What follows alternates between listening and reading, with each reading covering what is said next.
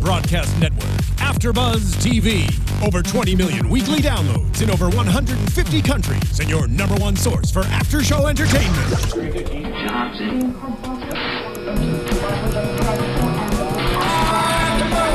AFTERBUZZ TV, the destination for TV superfans. Producing aftershows for over 300 of your favorite TV shows. Interviewing celebrities and showrunners. And bringing you behind-the-scenes exclusives. All thanks to E! Entertainment's Maria Menounos, producer Kevin Undergaro, and internet leader Akamai. Now, let the buzz begin! Hey guys, welcome back. It's Doctor Who here on AFTERBUZZ TV. I just knocked over my water. But I'm so excited to talk about Tomb Of The Cybermen. I don't care. I'm just going to continue moving forward. Guys, thank you for joining us. I'm your host, Zach Wilson. And thank you, Sue Lemieux. See, this is perfect. This is like exactly accurate for this new Doctor. It's just like random stuff starts happening. It's just like craziness everywhere. He just rolls with it. Exactly. But I'm your host, Zach Wilson. Joining me on tonight's fantastic panel, next to me, Tauri Miller. Hey. Say hello. And across the table, Megan Salinas and everyone. Katie Cullen. Hi, all my buddies. And let's dive into the Tomb of the Cybermen. We can't. The water's been spilled. The water is fine. Don't go crying over spilled water.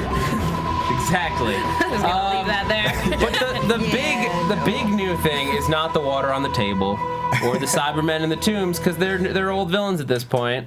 But because this is, I think, the third episode, I believe, of the Cybermen. It might be the fourth. I might be off. But we had the one we reviewed last week, their first appearance in the 10th planet, and then we also had the moon base from season 4, which season 4 of Doctor Who is basically just all missing.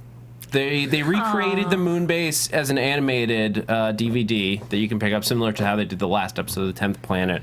But in fact, we just jumped to the first episodes of season 5 because they actually have all of the episodes there and intact.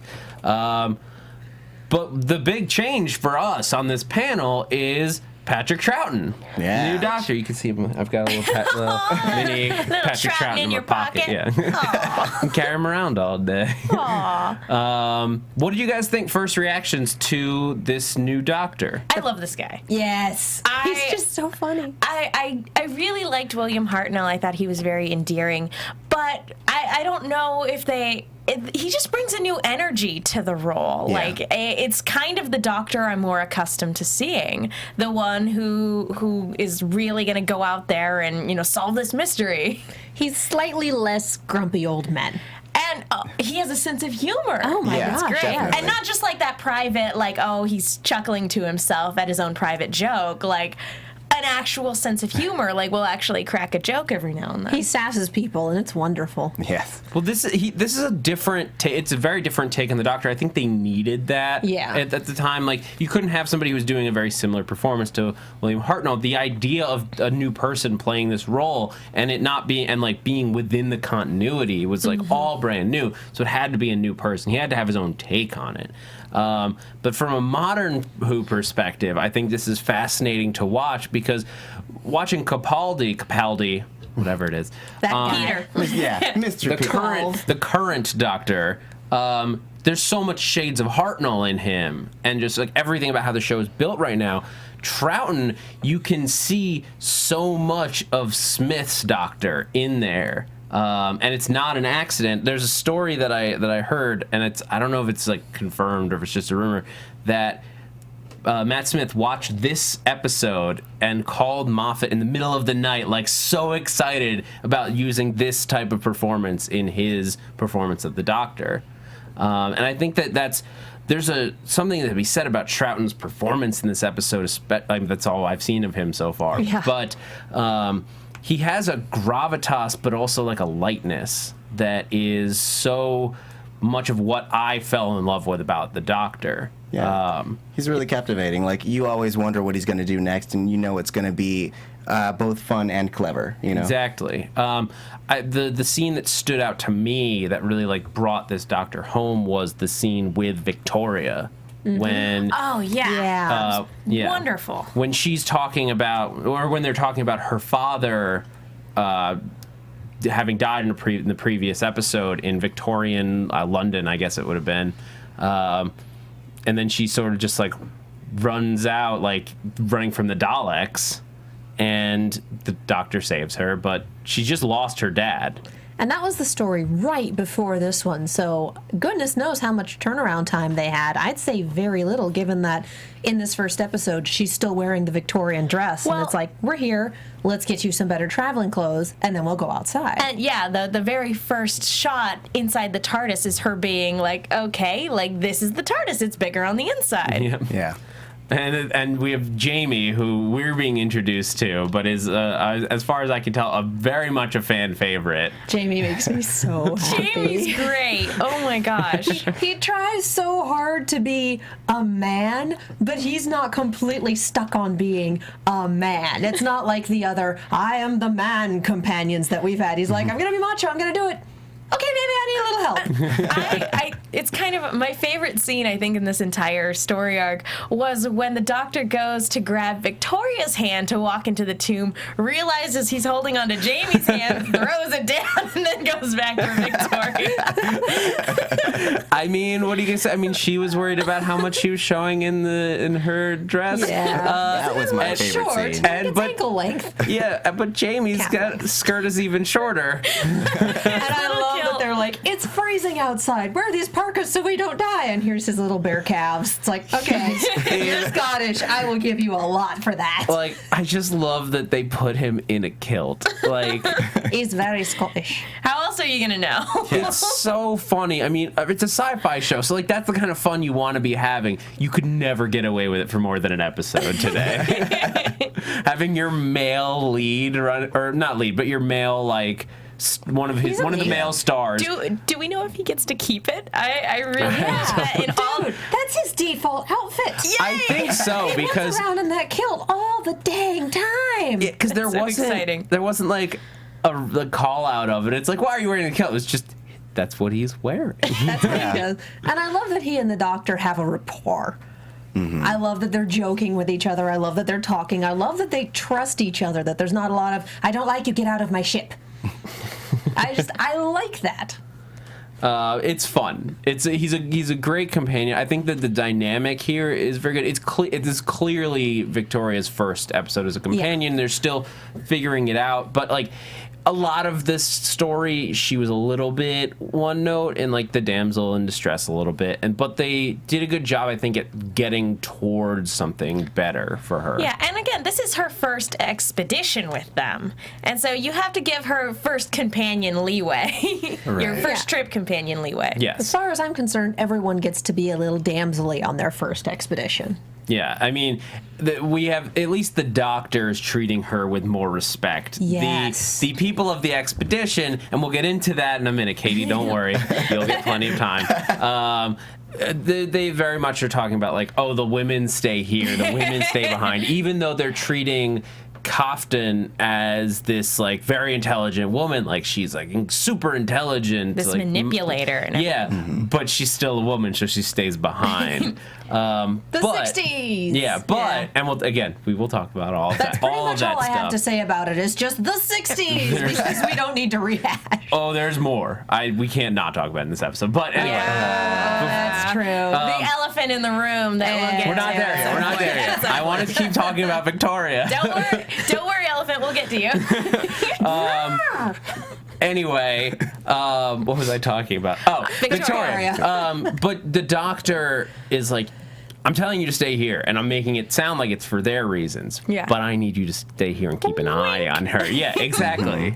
I gotta say that in terms of the relationship between the Doctor and the companions, and granted, we did skip out on a lot of the companions after Ian and Barbara, but it's just such a change because it seems like the Doctor, because there is that trust, he treats, and I don't know if it's because he's younger now or if it's a combination of factors, just the fact that he's been traveling with constant companions for so long now, just he treats them with respect and he treats them like friends, and he has the moments where he's still like a grandfatherly figure, like when he's like, I'm 450 years old and, giving advice and everything like that. but he does treat them like companions as opposed to people he's just stuck with. Exactly, and it's something that Hartnell's Doctor had to grow to, especially with Ian and Barbara, is that they cemented his need for somebody. Need for somebody to be there. Yeah. Exactly. And it's such a big part of it. And I'm not sure how long that these guys stick around. I'm not sure how much we'll be watching with them as we move through Troughton's era. But it is fun. Like, they are fun companions, especially when put against some fairly, like, bizarre other characters in this episode. But let's jump into the story here. Because we open up on the planet, what was it? Telos? I think so. Something like that. Telos. Or Telos. It's Telos. Yeah. They land on this planet and they find this little expedition of people going on an archaeological dit, and there's some hieroglyphs of Cybermen on the walls. That's the point where you just go, abort, abort, we are done. Everyone back in the TARDIS. We're leaving. This was fun. But they're digging up the Cybermen. They're like seeking them out. So I guess this is before they've really made too many problems in the world. Well, This is after they've died out. Yeah. Died out, in scare quotes. They know that they're powerful. They know that they have technology. They know that Cybermen are capable of a good number of things, but they're supposedly dead. So now we're going to go see what we can learn. Yeah. Everything's in scare quotes tonight. Everything.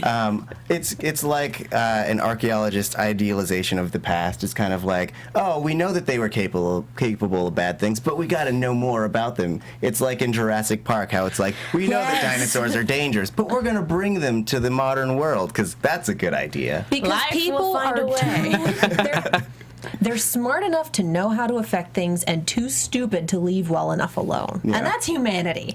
We're dumb. When we see something, we have to go poke at it. When we see a big red button that says, "Do not push this button," we have to go and push it. There's a Terry Pratchett quote: if there was a button and a sign painted saying "This button will end the world, don't touch it," the paint wouldn't even have time to dry. I mean, it's the Cybermen are a dead body, and we need a stick to poke it with. Like, This was the Stand By Me episode. They all become friends. and that's at least. Didn't most of the cast of Stand By Me survive? Yeah. Yeah, little difference. Except the dead guy, obviously. Well, Yeah. okay. And we're not- They were dead to begin with. Yeah. Moving on. But we're not. Sorry, where were we? The Cybermen. Poking the dead guy. That's at least the archaeology team's perspective on it. That's their reason. They want to study this as like an old monster or ancient civilization, but the trip is being funded by Eric Klieg and his, I guess, wife, Kaftan, and they're up to no good. They have a crazy plan that is, like, admittedly full of a lot of plot holes. Yeah. Just a little bit. He believes that the Cybermen are a purely logical race, and that his magicians, was it magicians or mathematicians? Oh, it's logician. It's like the League of Logicians. The League of Logicians. Okay, I thought they were saying magicians the whole time. Which I would totally watch a TV program where the League of Logicians was the villains. Like, that would be great. The League of Logicians. I think we just watched that. I want the Doctor to come across them again, like the full-on League. Everything has. It's Spock. It's the Vulcans. That's that. If Spock had delusions of grandeur, maybe evil Spock. Yes. With a Soundwave. goatee. Shockwave, rather. Yeah, Shockwave. Yeah, Shockwave. Transformers references. Continue. But so their basic thing is he's thinking that since the Cybermen are purely logical and he thinks he's being purely logical, they will naturally work with him to conquer the world.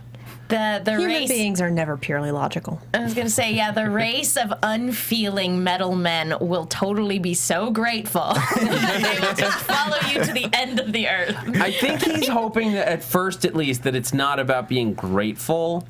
It's about Logically, this is the right thing to do. yeah, but they're not. It's not what they're about. Right thing to do. Yeah, the Cybermen's motives, at least as we know them, are to upgrade and remove fear. That's like their only desire or programming, I guess you could argue. At this point, it's all about survival. To them, it's all about building. I mean, they're not at the point where they're like, everyone is inferior, we must update. It's more just like, we need more Cybermen. We're running out of Cybermen. Let's make more Cybermen. Yeah, There's like 20 And they're running of out us. of power, too. Yeah, this isn't so much of a tomb as it is a hibernation chamber. They go in, they've frozen themselves in this like weird little maze where you can solve the entrance via a puzzle, a binary puzzle that will get you into opening the hatch. So I guess that means that only smart people can be. Only dumb, smart can people. access it. Yes. Well, it's a high intelligence score and a low wisdom score. They knew exactly that the only people that would be able to get them out of this would be intelligent people. But again, wisdom versus intelligence, they're two different things. Knowledge versus wisdom is two different Yeah, things. but once you're a Cyberman, you don't need wisdom. You And they just were- have to follow what the controller says. And human Exactly. beings are inquisitive by nature, so they knew that if they just put this thing that humans would want to explore, that eventually, intelligent beings who are good candidates to be Cybermen would come and let them out. Here's a dead body, and here's a very complicated stick. Have fun, guys. Yeah, the door is electrified to kill the first man. person to To touch kill it. the dummies. Yeah, but just the first one. What I love is that guy dies, and then his captain basically says, "You are not paying well enough for this. You guys can continue on, you archaeologists and you people who came from nowhere. My crew and I are going back to the rocket to sit this one out." It's like, you would survive a horror movie. Yeah, smartest And you decision. essentially did. Good Yeah, job. I mean, he made it. So did all the NPCs. Did anybody else get I'm a big fan of the Mummy movie from the 90s. Did anybody else get a fun ancient tomb vibe? Because you always had to go Yeah. through those booby traps and everything like Yeah. that. It's so much fun. No, this But is this one total. wasn't filled with snakes or anything. No, none of the man-eating scarab beetles. Just logic. Well, it's Just got Cybermats. Cybermen. Yeah, it's the Never mind, I take equivalent. it back. Close enough. The equivalent of snakes. We get the introduction of the Cybermat, a little mouse-like little robot. These ones look like little fish. Roly polies. They're like, they look like or silverfish. silverfish, yeah. They're silverfish with fangs. That's great. They're literal silverfish.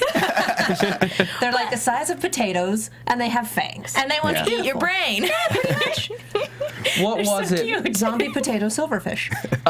There's a if I wasn't sure that I was gonna enjoy this Doctor, there's a moment where he's talking about where the Cybermats, where they they electrify them so that they break down, and he just goes, you might say they had a complete metal breakdown, and Jamie just goes, oh. I knew I liked Jamie. That was the best exchange ever. The Doctor made a pun, and his companion was annoyed with him. And that's how you know that they know each other by this point. It's like, I can say this, and I'll be happy, and he'll hate it. I'm doing it anyway. But just that, that idea that the Doctor is having fun Yeah. in the worst circumstances. He's doing it for the vine. Yeah, it's for the what? For the vine. Never mind. Continue. What? It's like the 6-second Yes. video. Oh, Do it for the vine. You do something crazy or stupid or fun just to get that 6-second video that everyone shares and Is that what passes the around. kids are saying these days? Yeah. Totally. You've never Yeah. heard that? Yeah, no, no. and I'm That afraid and for YOLO the come world. hand in hand. Kids. Jamie, I'm just going, ugh. But you're all absolutely focused. right. Again, I think that says a lot about how far this character has come, and just the fact that he's now able to make these relationships with people. He's grown past the grumpy old man who's like, I don't need anybody. Except Yeah. I do. He's Go ahead. well, he's willing to admit, I think, at this point that he wants companions around. He's older but younger. He's 450 years old. We got a number this time. Yeah, did we ever get a number with Hartnell? I don't It think was kind of so. just left ambiguous. He's just Yeah. old. yeah. They don't talk about it. They don't talk about Gallifrey. They don't talk about Two Hearts. They don't talk about his age. Keeps it close to the chest. Although we're getting closer and closer to Gallifrey becoming a thing. I think that's coming up soon. I don't know exactly when, but soon. I think what's really helped our enjoyment of this and of this Doctor is that the pacing has gotten so much better. Yeah. The Doctor moves fast, the companions move fast. It's something we're more accustomed to. And in First Doctor, this would have taken 5, 6, 7 episodes to tell. And here it's like 4. Something happens in everyone. Go, go, go, go. Okay, we're good. Yeah, well, you're getting into that after 5 seasons of this, or after 4 seasons of this, you're getting into your 5th. At this point, BBC's willing to give them some money. True. You can tell just the shooting style evolves a little bit. They go outside. It looks like they go outside at certain points. The Cybermen got an upgrade. They're no longer. They don't have the socks over their faces anymore. They look like metal men more or less, and they lost the spotlight. Yeah, no lights on their groins. I'm not complaining. That was ridiculous. No, they get their weapons built into them, like the Cybermen that we are more familiar with. They basically shoot like lightning, which those effects were kind of cool. Yeah. Like, remember, it's 1967, so. And even the Cybermats, obviously, they look a little bit silly, but they were essentially little remote-controlled little things. I don't know if they were controlling them from underneath the set or if they were remote-control devices, but they were moving around, wagging their little tails, and they were just being super cute. There's moments where they fall on their side and they use the tail. They it's really slow, but it's like, is it gonna get on its side? Is it gonna? It's back on its feet.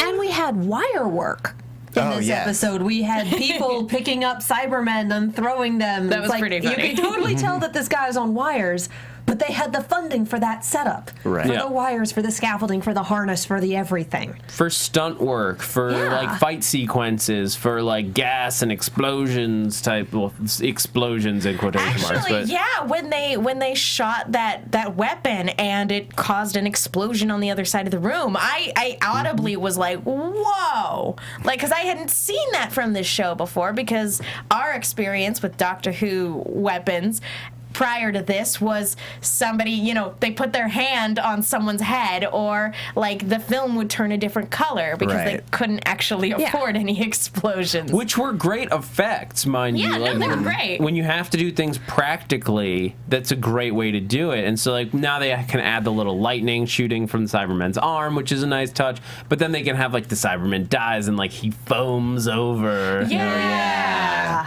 Which was a cool way to die, I guess.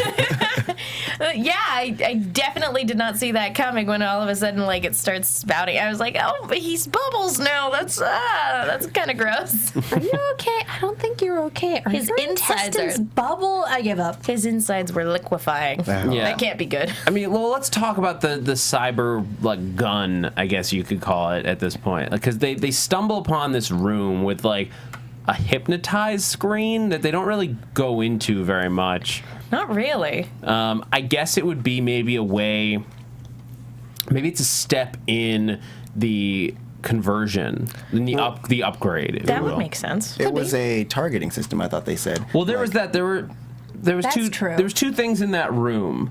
There was the wall that turned on the hypnotized thing, Right. And then you hit another switch, and a dead Cyberman like pops out of the wall like a gun target, and a gun like shoots out and kills him. Right. What I had interpreted it as is like our measly human brains couldn't interpret it, but the patterns of the movement were a way to help them hone in on what the target was going to be. That it was a targeting grid. Yeah. Yeah, I think they said something like that. I think you're right. Yeah. Oh, I missed that.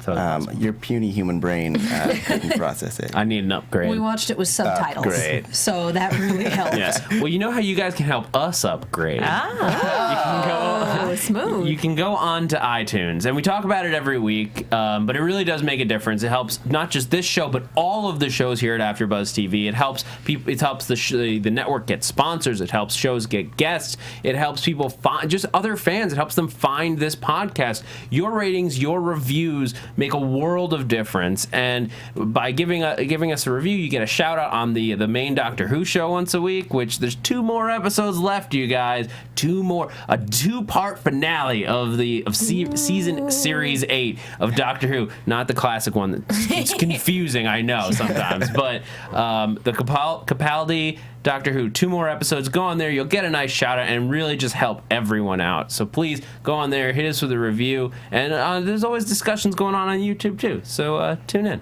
Yeah. All right. Let's get back into this. Yes. So the cyber gun that they find, that Klieg decides this is one of those things that you're like, all right, old storytelling. We're gonna blink and just pretend this is okay. He's gonna conquer when the Cybermen don't listen to him. And they like try to convert their servant, and like so they're like we're not we're saving that stuff. We're gonna talk about it. We will talk about it. I will wait for you to cue me before Yes. I start on anything like that. Here's the I match. get it. Go. But he finds this gun that like the Cybermen designed, and decide that this is how he's going to kill or rule the Cybermen with a single gun. You're cute, Klieg. I think at this point, there's a problem with considering yourself to be a perfectly logical person. There's a good amount of self-delusion that comes with that. And it gets to the point where you're Ayn Rand and you're so convinced that your opinions are correct and logical and everyone else is just wrong that obviously his plan must succeed because it's the logical plan, and obviously he's had setbacks. Well, the logical thing to do is this. He's getting very desperate and getting emotional and refuses to accept it as such. Obviously it's logic because obviously he only thinks in logic. So this gun, we can see it as a terrible plan. Why would you go back down there? You're not being smart. But he's so certain that it's logical and so certain that he's right that it's almost impossible to talk him out of it at this point in time. Yeah, Right. well, at a certain point, human emotion kills all logic. Like, emotion is, and this is, I think, a huge part of the Cybermen. Emotion is way more powerful than logic. And the thing is, he's denying his emotions and saying, oh, it's logic. I'm feeling a thing, but it's not feeling. It must be logic because I'm logical. Yeah. Yeah. And we know that emotions win because of when Craig fought off this himself turned into a Cyberman away down in the lodger. Or no, that was whatever that episode was called. You guys know what I'm talking about. Yeah. But so this is an interesting point where the Cybermen they're like trying to not upgrade themselves, but like just protect themselves. So they take Toberman and they're going to upgrade him to battle everyone. I guess this is something just different about the Cybermen or like the way that the mythology of this time, because he's strong. Like I wrote the quote down. Like your superior strength. Whatever the quote was, they need his, like, this is a muscular human. Yeah, he wasn't. They don't have, I guess, the capability to fully convert somebody to a Cyberman. It's kind of like using the earbuds that they do. Was it season 2? Yeah. To convert somebody, as opposed to like, we're gonna go ahead and take out all your insides and turn you into a Cyberman with metal parts and stuff. Yeah, very true. I'd forgotten about that when they returned. But of course, he can be shaken out of it. All the Doctor has to, it's like, they tried to make you one of them. You're a human, and then he wakes up. And, You're a people. And like I was sitting here and just kind of thinking back to series 2 and just going, I did my duty. And I was just so sad. It was kind of a power of friendship save, wasn't it? A little bit. Yeah. A little bit. Doctor Who's allowed to do that every now and then. Yeah, it's Doctor Who. It can do power of friendship all at once. Yeah. He just saw his best master. Lady friend? Yes. His best lady friend killed. Yeah. Let's go with employer. Sure. I don't know. I like lady friend. That too. No wonder Krieg was so desperate. I have competition. But so we have the cyber controller trying to like fight them off, and at a certain point, like he's the only one left, and we have him being like thrown around like a puppet Like a up in rag the doll. control. Wire work. Well, and I believe what it looked like they had a prop dummy. He goes off screen and then comes back, and it's like, that is not a person anymore. That is a doll. But it was a good fight sequence. It was fun. Did you guys think that there was any point in which they should have left earlier? Like, try all of them. Well, a guy got electrocuted. Goodbye. I mean, that's always what happens in these kind of expedition things. Like, you trip a couple booby traps, and instead of seeing the writing on the wall, you're like, nope, let's keep going for history and stuff, and fame and fortune and stuff. But they do, to their credit, they do try, but the ship has been sabotaged by, our good friends over here, who are super logical and everything like that. So they were stuck. I think at one point they did elect, they're like, okay, we gotta go, and at that point they can't, because it's gonna take a certain amount of time to get the ship fully operational again. And at that point, Captain, who again was very smart, Captain American, he was great. He was great because he's like, I'm suspicious now because clearly somebody tampered with our stuff, so nobody's allowed back on the ship until I fix it. Mm-hmm. He also gave him a 72-hour time frame, and that was not 72 hours. That was like 12. Hey, I mean, you give them an overestimate so that when you fix it real quick, they're like, this guy's awesome. We're going to hire him again. Exactly. He knows what he's doing. Yeah. But so they are getting off the plane. I guess they refroze the Cybermen. They're on ice just in case we need them again. Yeah. In case someone else is dumb enough to go back in there. I do have a question, because obviously the Cybermen are aware of their current, of how much their race has become extinct. Do they know that the Doctor is mostly responsible for that, or do they hold humanity in general as responsible for their extinction? They called him out when the controller first came. Yeah, he said you, but did he mean you, Doctor, or just you humans? I think he meant specifically the Doctor, because he was like, we know of you. You are intelligent. And then he started listing the times that they encountered him. Oh, did they? I blinked. Yeah. I know I'm not supposed to do that, but I did. Yeah, don't blink. See? Well, yeah, that was Wrong something. Villains. Again, but there were other people there too, so I wasn't sure if he was talking about the Doctor specifically, or if he just meant intelligent humans in general. The League of Magicians. Yeah. I didn't think of it as that he was talking specifically about the Doctor yet. I didn't think that the Cybermen had really connected the Doctor through, but and we haven't seen the moon base episode, so we don't know if they recognize him. Yeah, because the 10th planet one was just oops. Yeah, feel free to yell at us, guys. Please if do. you're listening or watching on Educate YouTube. us. It's all right. We can be wrong on this show. But yeah, so overall, though, what did you guys think of this Cybermen story? This is our first experience with Patrick Troughton, who I think is just a fun Doctor, but the Cybermen in particular, and this one story, what was your overall reaction? I think with the exception of seeing the footage used in reverse when they go back into their tomb. The saran wrap just seals up. I really liked it. I had so much fun with these episodes. And again, I love the Cybermen, so it was cool to see them upgraded from the last time that we had seen them. And they, the antagonists were a little dumb, in their logic, quote unquote, but logical. This was so much fun. I can't stress that enough. This was a great set of episodes. I also really enjoyed it. The only issue I had was the Toberman character, and that's just because of and let's get into it. It's reached that time of the episode. Again, we have to remind ourselves and everyone, this is 1967. We've come a long way. It doesn't make it right. No. There's a lot of racism in this episode. A lot of racism. And Doctor Who is not innocent at any time of being the best show. They're today fairly progressive. You're talking about very positive, in the current run, very positive black characters right at the forefront of the show. Female characters are constant throughout the show, even if the Doctor is always male.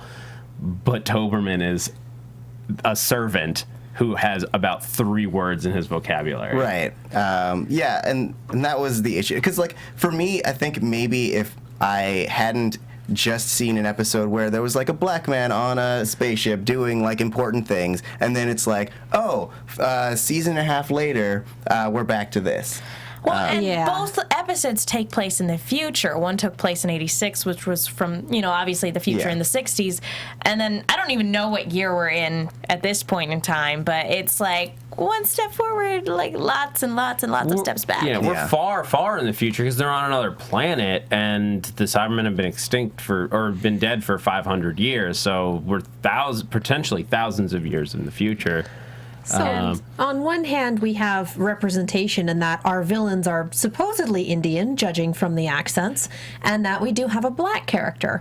On the other hand, all of the characters who are not white bread are evil or racist Groot, basically. Right. And that's and 2 out of those characters are presumably played by white people, I think. I didn't actually... It's in black and white, so we really couldn't hard to tell. You're talking about Klieg and Kata. Yes.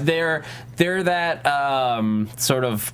light skin. What are they? They're like ethnic, Racially but like ambiguous. racially ambiguous. Like we don't know what they are, but they're not white. Right. Well, it's the same thing with Star Trek. Originally, Ricardo Montalban was cast as Khan, and Khan is supposed to be Indian, and the closest they could get was a Hispanic actor. And it's very similar here. The closest they can get to hiring Indian actors is 2 white people and a black guy. Again, they might have been light-skinned Indian. They might have been mixed race. We don't. I highly doubt it. They I don't don't. know. I don't believe that they are white, but that's neither here nor there. They are the most ethnic. They might be like part something else. Like regardless of that, there is an unfortunate racial overtone in that, like, the only people who are even a little bit darker are evil. Right. Yeah. And they keep a slave.